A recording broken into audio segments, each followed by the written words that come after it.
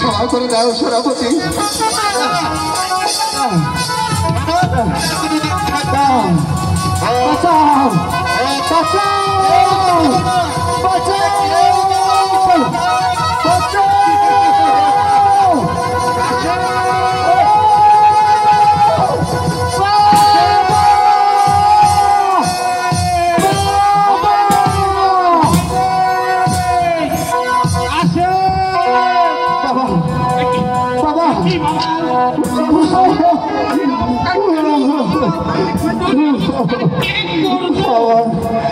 আমার এই বেঈমান সেনাপতি আমার চোখ পুড়িয়ে দিয়েছে বাবা, আমার চোখ পুড়িয়ে দিয়েছে।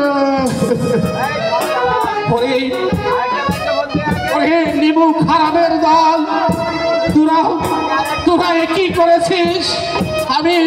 আমি তোদের হত্যা করে ফেলবো।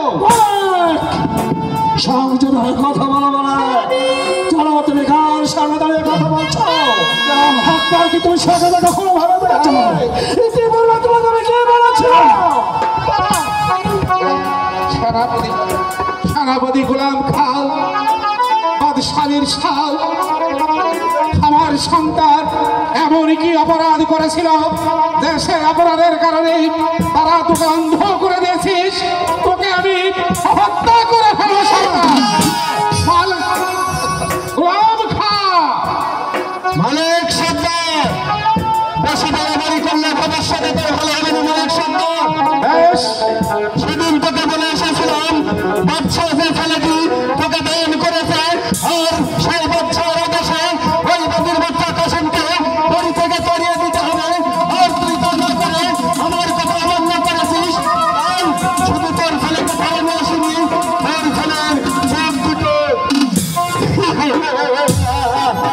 গোলাম খান,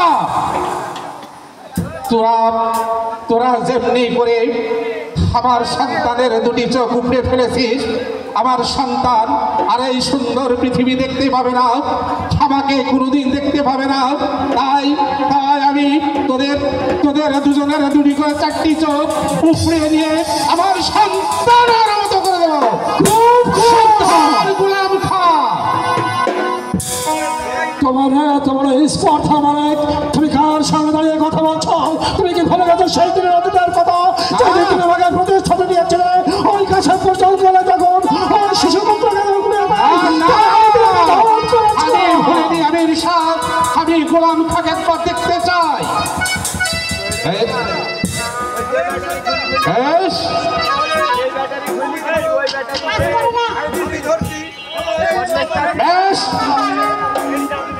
বেশ তাই হবে।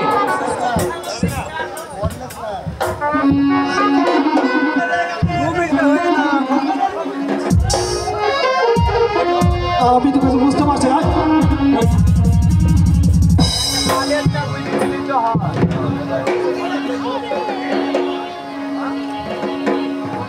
গোলাম খান, মালিক সর্দার, তুমি আমার সাথে যুদ্ধ করতে চাইছো? প্রয়োজন হলে আমি তাই করবো। তাহলে আমি শিক্ষা না দিয়ে কখনো যাব না। তাহলে দেখি কার বাহুতে কত শক্তি, সেই শক্তির পরীক্ষাটা এখনই হয়ে যাবে।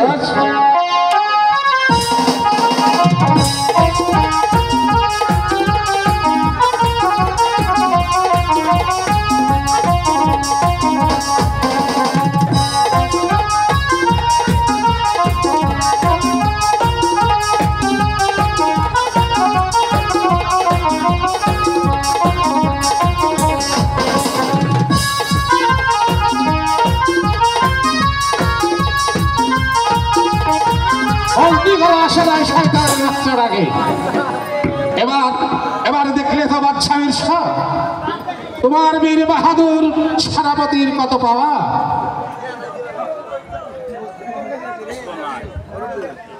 আসি ওই দুটো মাইক্রোফোন দিসনি, এইখানে চাষ। তবে তুমিও ভুলে যাও না, কারণ খাও এখন আমি জীবিত দেখা যাক কার বা হতে কতটুকু শক্তি। বেশ, আরো আস্তে আমি কর। তোমার জন্য সাত মিটিয়ে দিচ্ছি।